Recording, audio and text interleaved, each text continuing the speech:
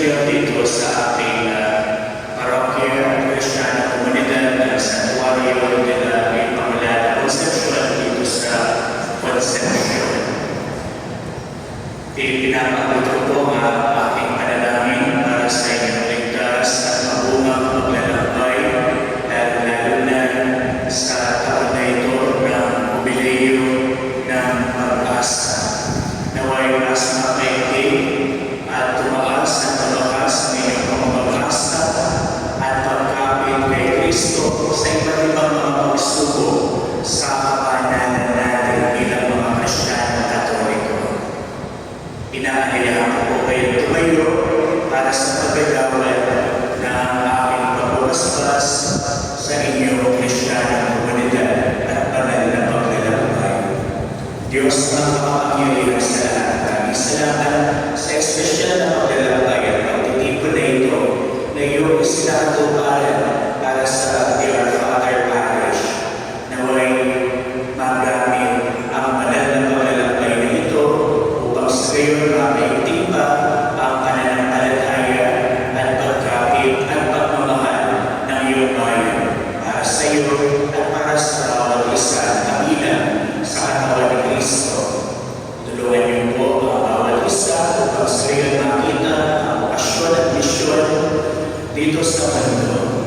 Naway maging kasangkapan at instrumento ang bawat isa sa kanila upang sa gayon makapabanal ang bawat isa at madala sa landas patungo sa kaligtasan. Sa kanilang paglalakbay ngayon, Panginoon, naway nag-adjust sila sa anumang panganib at masama. Naway maging mabunga, lalo na sa kanilang mga kaluluwa ang gawain nito. Ang lahat po ng ito ay aming inihiling at pinag-aatiwala sa pangalan ni Kristo na aming Panginoon. Amen. Sumayin niyo ang Panginoon at sumayin niyo ang pagpapala ng ating dakilang Diyos, Ama, Anak at Espiritu Santo. Amen. Good morning po. Maaari na po kayo maupo at maaari na po simulan yung inyong nakatakdang gawain. Pagdasal natin ang ating mga sariling pamilya, pagdasal din natin ang ating bansa. Matututo ang mga tao ng matino para maging matino rin ang matututo sa gobyerno at maging matino din ang kalagayan ng ating bansa. Let us sing Come Holy Spirit. Come Holy Spirit.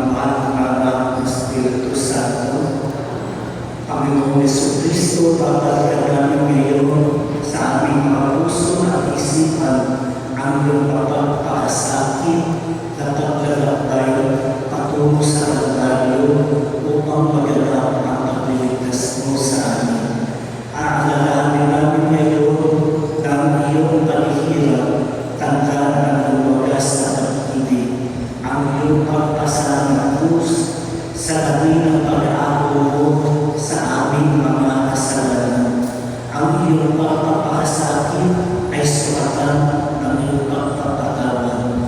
Panginoon, sisundan namin ang pagtaak sa dalang krus. Pangalaman mo kami sa pagpagtas ng iyong makayapang upang ito ay maisagawa namin ng may pagsisisi sa nagawa namin mga kasalanan, pagpapahalaga sa iyong ipinamalas na pag-ibig sa amin. Luwalhati sama sa Anak at sa Espiritu Santo.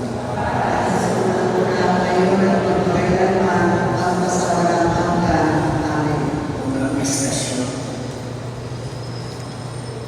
Ang unang istasyon ng krus, ang huling hapunan.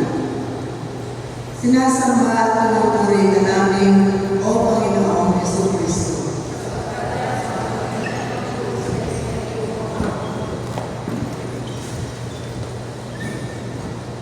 Ialay natin ang unang istasyon ng krus para sa mga maagpasan.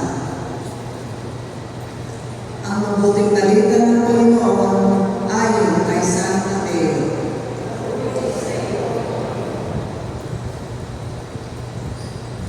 Samantalang sila'y kumakain, lumambot ang tinapay si Jesus at matapos magpasalamat sa Diyos, kanyang pinagpirapiraso at ibinigay sa mga alagad. Kunin ninyo ito at kainin. Ito ang aking katawan, wika niya. Hinawakan niya ang saro. Nagpasalamat sa Diyos at ibinigay sa kanila. Uminom kayong lahat nito, sabi niya, sapagkat ito ang dugo ng tipan, ang aking dugo na mabubuhos para sa marami at ikapagpapatawad ng mga kasalanan. Sinasabi ko sa inyo na hindi ako iinom itong alak na mula sa ubas hanggang sa araw na ang bagong alak ay inumin kong kasama kayo sa kaharian ng aking Ama. At pagkaawit ng isang inyo, sila'y nagpunta sa bundok ng Olivo. Ang mabuting balita ng Panginoon.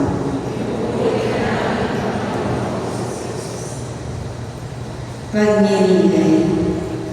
O Panginoong Jesus, pinagsaluhan mo at ang iyong mga alagad ang huling hapunan ng pagkakaibigan o pagkakaisa.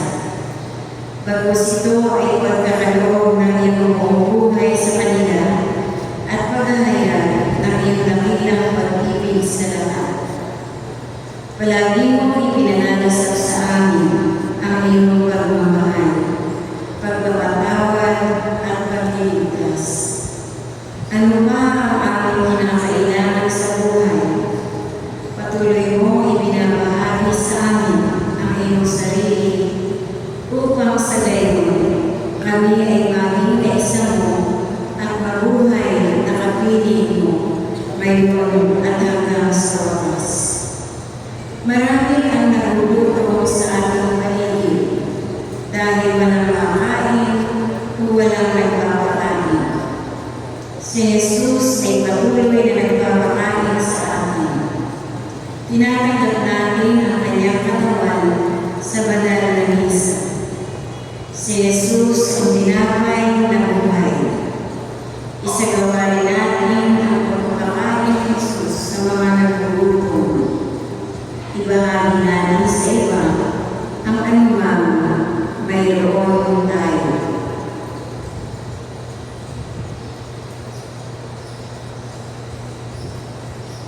Panalangin.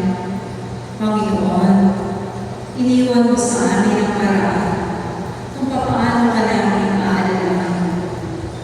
Ito ay ang huling hapunan.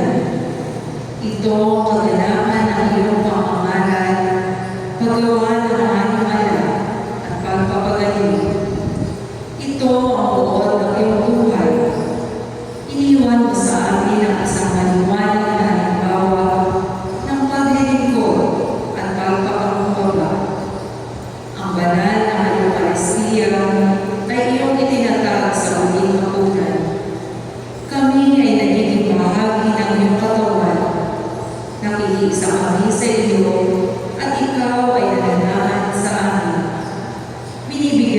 kami ng tunay na pagkain na hindi lumilipas. Ang tinapay ng buhay na mag-aalit sa amin sa buhay na walang hanggan. Maglalaan kami ng panahon sa iyo. Magsisimba kami tuwing linggo at isang pamilya. Ikukumpisan namin sa pari ang aming mga kasalanan. Ihahanda namin ang aming mga sarili sa pagtanggap sa iyong mahal na katawan. Luwalhati sa Ama, sa Anak, at sa Espiritu Santo.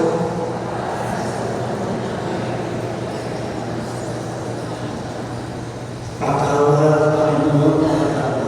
Patawad, Panginoon, patawad.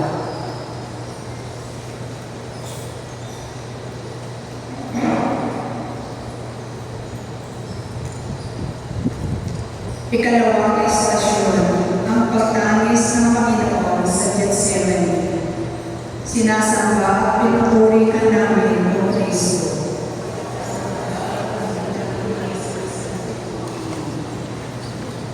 Pagbasa sa Ebanghelyo kay San Mateo. Risa iyo,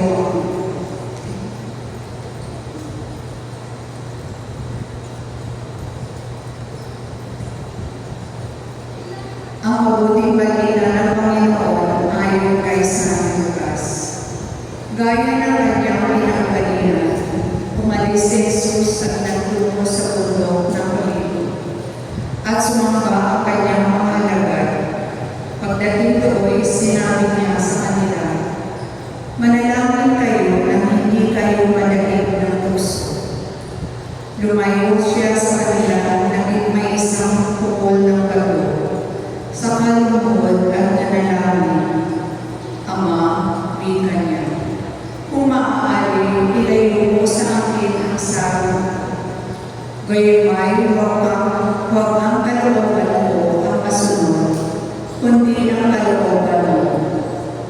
Tigib ng hapis, siya'y nananalangin ng lalong taimtim. Tumulo sa luma ang kanyang pawis na animoy malalaking patak ng dulo. Tumindig siya pagkapanalangin at lumapit sa kanya ng mga alagad. Naramdaman niya natutulog ang mga ito at dahil sa tindi ng dalamhati, ang mabuting balita ng Panginoon.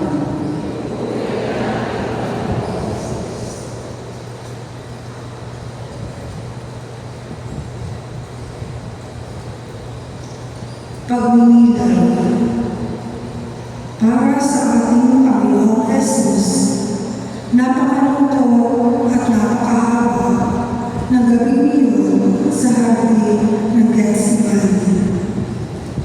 Mag-isa siyang nagdarasal sa madilim na daong lugar. Wala ni isang alagad niya na nagkaroon ng lakas na samahan siya sa kanyang pagdurusa at kalungkutan. Bilang tao, naramdaman ni Jesus ang pain at kirot ng nalalapit na kamatayan at hapit ng pangungulila. Sa matinding takot na kanyang nadarama, pinapawisan siya ng dugo. Tigib ng kalungkutan niyang namika, "Ama ko, kung maaari, ilayo mo sa akin ang kalis ng paghihirap na ito." Ngunit tinanggap pa rin niya ng buong katapangan at katakumbabaan ang kaiwagang kalooban ng Ama.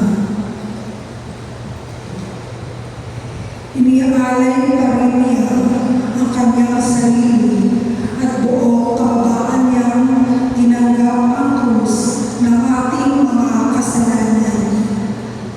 Manalangin tayo upang turuan tayo ng Panginoong Jesus na palagi ang sumunod sa kalooban ng Diyos Ama.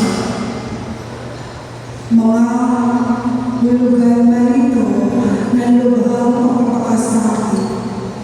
Itanim natin sa ating puso at diwa na walang ibang daan ng tagumpay, kundi ang masikip at matinig na landas ng Kalbaryo.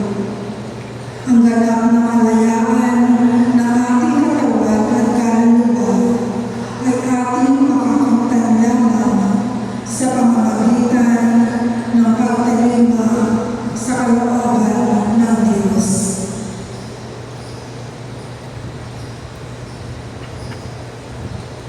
Panalangin. Panginoon, oras na ng katuparan ng gagawin mong pagliligtas. May babalik na muli ang sarili na sirang ugnayan ng tao at ng Diyos. Malaki ang kabayaran nito. Ang pagkaalay mo ng iyong buhay. Nakakatakot ito at nakakangihina ng damdamin. Subalit ang iyong tugon ay matibay. Ama, hindi ang kalooban ko, kundi ang sa iyo ang masusunod. Ang iyong tugon ay magpapatunay ng iyong pagtitiwala sa iyong Ama. Maraming suliranin at masalimuot na pagsubok ang dumarating sa aming buhay. Maraming bagay ang magdali na hindi namin matanggap-tanggap. Subalit dahil sa liwanag ng iyong mabuting halimbawa, ay unawain na namin ang mga ito at tatalimanin kami sa kalooban ng Diyos. Ama, meron kami mga masaling nais gawin, pero bago ang lahat, aming itong huhusgahan kung ito ay naaayon sa kalooban ng Diyos o hindi. Luwalhati sa Ama, sa Anak at sa Espiritu Santo.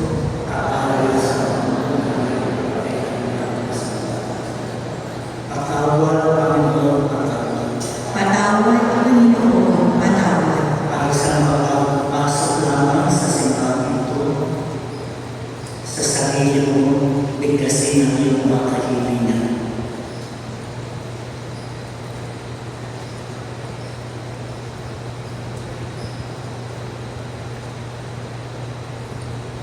Our Father, who art in heaven, hallowed be thy name. Thy kingdom come, thy will be done on earth as it is in heaven. As this day our daily bread, and forgive us our trespasses, as we forgive those who trespass against us, and lead us not into temptation, but deliver us from evil. Hail Mary, full of grace, the Lord is with you. Blessed are you among women, blessed is the fruit of thy womb, Jesus. Holy Mary, Mother of God, pray for us sinners, now and at the hour of our death. Amen. Glory to the Father, and to the Son, and to the Holy Spirit. As it was in the beginning, is now, and ever shall be, world without end. O Mary, conceived without sin, Pray for us. Glory to you. So picture taking ako ng pabilis kasi meron 6 and Mass. Pass number 1, punta na po kada dito. And then go direct to the bus.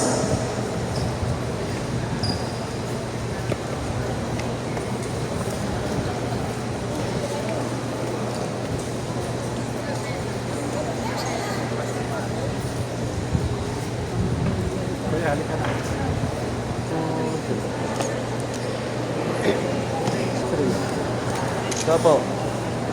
1, 2, 3. Sama ka din. Okay, ready? 1. Ready? 1, 2, 3. 1, 2, 3. Plus 1, 2, 3. Okay na po.